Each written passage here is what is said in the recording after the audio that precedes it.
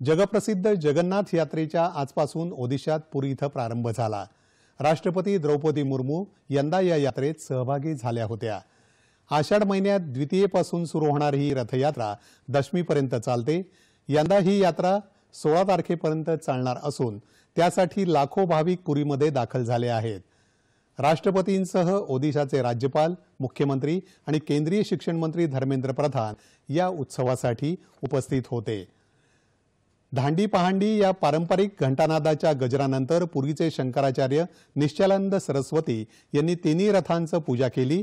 त्यानंतर ओदिशाचे गजपती महाराज यांनी जगन्नाथ यात्रेच्या छेराप हरा या प्रथेला अनुसरून सोन्याच्या झाडूने यात्रेचा मार्ग स्वच्छ केला।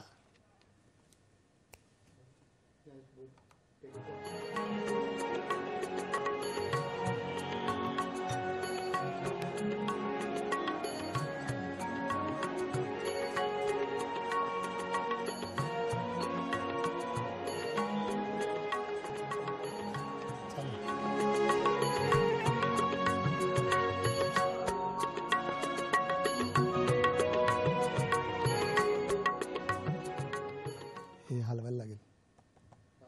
हे कसं?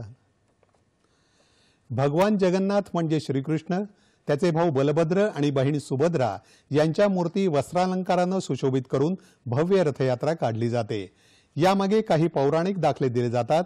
यात सर्वात पुढे बलरामांचा रथ, मध्ये सुभद्रेचा रथ, तर सर्वात शेवटी जगन्नाथाचा रथ असतो। ओदिशासह जगभरातले जगन्नाथ भक्त या पारंपरिक उत्सवात दरवर्षी सहभागी होतात।